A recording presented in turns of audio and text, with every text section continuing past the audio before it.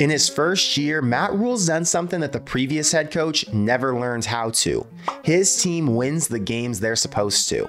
A month ago, making it to the postseason felt like a stretch, but after a 5-1 run, we're talking about a team that could get to 8 wins this season.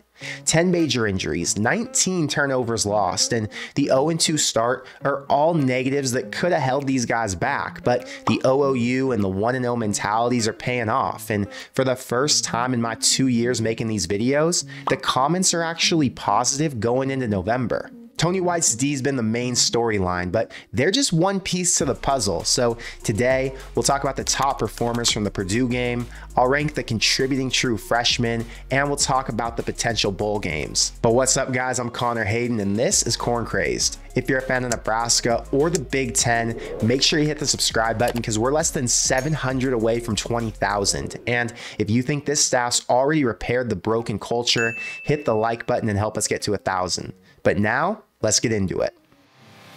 Thompson winds up, goes deep, got a man, touchdown! In my post-game live stream, we talked about USC's disaster of a defense and what could happen if a team like that needed to replace their coordinator in the offseason and wanted to poach Tony White. And I get why everybody's worried about it since he took a broken D and turned him into a top 15 unit. So let's talk about the money since we know that's always going to be a factor when it comes to holding on to your best coaches.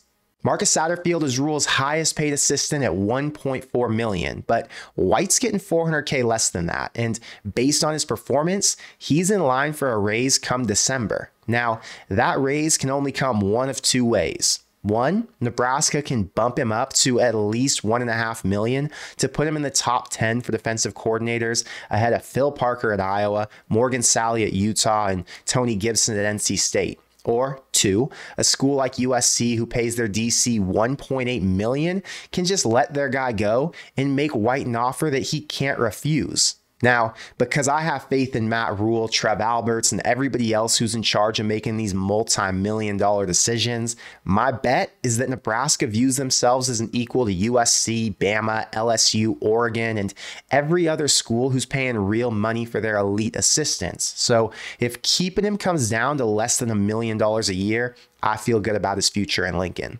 And if his ultimate dream's to be a head coach, then it's a lot safer to stay at Nebraska for one more year with so many returning starters, build an even stronger D in his second season, and probably end up with a head coaching offer going into 2025. But no matter what happens, I'm a believer in Rhule's ability to replace what he loses.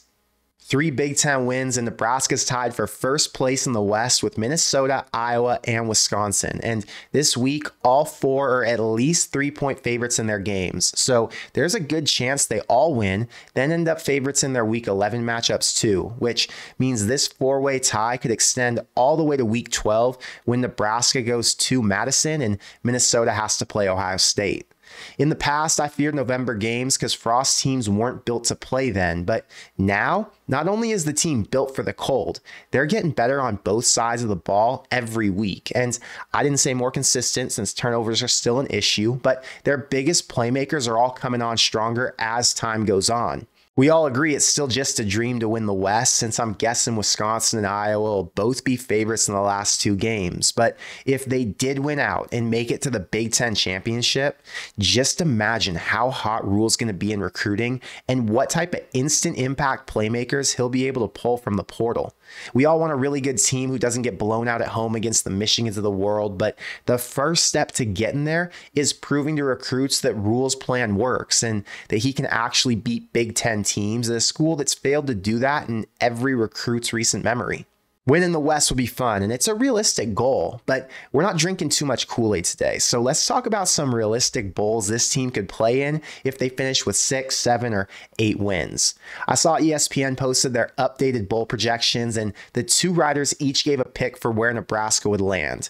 First is the Las Vegas Bowl on December 23rd versus Oregon State, which would be a very easy trip for a lot of West Coast Nebraska fans and a really good game to play in since it would be against one of the strongest Pac-12 teams. And the other is the Quick Lane Bowl at Ford Field the day after Christmas. They'd play an 8 or 9 win MAC team like Toledo or Ohio, and although it wouldn't be the most attractive game for TV, Rhule would have a great chance to win it and finish with 8 or 9 wins. Another I think would really want to host Nebraska is the Guaranteed Rate Bowl in Arizona. Kansas, Kansas State, and Oklahoma State would all be potentials for that one too, and I know a ton of fans would love watching an old Big 12 matchup renewed. I know it's still early to get into the bowl game talk, but I've seen it pop up in the comments, so I just wanted to give you my current thoughts on how that all could play out. I want to take a second to shout out today's sponsor, CarrickerChronicles.com, where you can find Nebraska and Big Ten football content from Adam Carricker and other Nebraska creators. Adam's come on our channel a few times so I could interview him and get your best questions answered. So if you enjoy hearing his takes, you can click the link in my description box below to check out his website and find more content from him. On Saturday, we witnessed the worst overall QB performance since Colorado. 6 completed passes, only 22 yards on 21 carries, 3 lost fumbles, and they gave up a TD. But the offense still managed to put up 24 with the help of Emmett Johnson and Tristan Alvano. Sims had a really disappointing start to this year, and with a chance to redeem himself, things just didn't go his way. And it doesn't help that every team's going to go after the ball 10 times harder when he's in the game. But like I said in my game reaction, I don't have any negative feelings towards the guy. I just really hope he can bounce back in the future and not let this rough run ruin his mindset. Now, with that said, Haarberg's 5-1 as a starter and has a chance to lead this team to the Big Ten championship. So let me give you my expectations for him going forward. If we look at the last 3 games against West teams, Haarberg's 26 of 52 for 361 yards and 3 TDs. On the ground, he's had 53 carries for 176 yards and 2 TDs. And then you add in the 3 interceptions and the 4 fumbles, and this averages out to 8 of 17 for 120 yards and a TD through the air, 17 carries for 58 yards and a score on the ground, plus an interception and a fumble in every game. And fortunately, that sounds like winning football to me. He won't be perfect, but I never expected him to be. If Haarberg has 3 turnovers and 0 scores, okay, I'll expect some negative comments, but as long as he meets this expectation that I think is totally fair for a guy who started out as the 3rd string QB, you're going to hear me say positive things about him and give credit where it's due. Because Haarberg's job's not to win games. His job's to not screw it up. So let's assume he meets the expectations and Nebraska's in position to win these next 4 games. Who are we counting on to come up with the big plays that actually secure the wins? First, we'll go with Tristan Alvano. His role's huge because with tougher competition comes closer finishes. Field goals are going to mean more in the cold weather games down the stretch, and the team with the kicker who can hit from deep probably comes out with the win. He's only gotten better as the season's gone on, and now that he hit a 55-yarder on Saturday, I think the staff might give him a shot from 60 if it came down to it. Next is Tommy Hill. We've been waiting for his breakout moment, and in the last 3 games, he's had a fumble recovery, 2 deflections, and 3 interceptions. He's only playing corner now that Singleton's out and Hartzog moved to safety, so I'd guess the extra work and practice at one position's helping him, and now that he's in rhythm, I bet he comes up with more game-changing plays. Emmett Johnson's stock is rising now that he started the last 2 games at running back after AG's fumbling issues continued, and now on 25 carries, he's averaging almost 6 yards every time he touches it. We've heard him be called a 3rd down back, but he's the clear number 1 right now, and him scoring is going to be a key for the offense to get points on the board. Next is Quinton Newsome. He had 2 big tackles on run plays short of the 1st down. The 3 completions on him went for only 12 yards total. He recovered a fumble and then caught the blocked field goal and returned it for a TD. His first career interception came at Illinois just a few weeks back, and he's playing his best football at the perfect time. And last, I'm going with Isaac Gifford. Purdue didn't complete a single pass on him, and against the run, he came up at least 3 times for huge hits short of the 1st down. He lines up like a DB, but plays like a linebacker against the run. He leads the team in tackles, he's 3rd in tackles for loss, and he looks like the best player on the entire defense. I would have included Nash on this list, but I think he's going to get double teamed from here on out. So his impact's going to be felt, but he won't be as flashy as some of the other names we just talked about. And last, I want to give you my rankings for the top 5 true freshmen so far. My number 5 is Malachi Coleman. He's played in 7 games, but didn't play a significant role until the last 3. He's had 2 catches for 49 yards, and one of those catches went for a touchdown on the bomb against Northwestern, but he's made a bigger impact as a downfield blocker so far.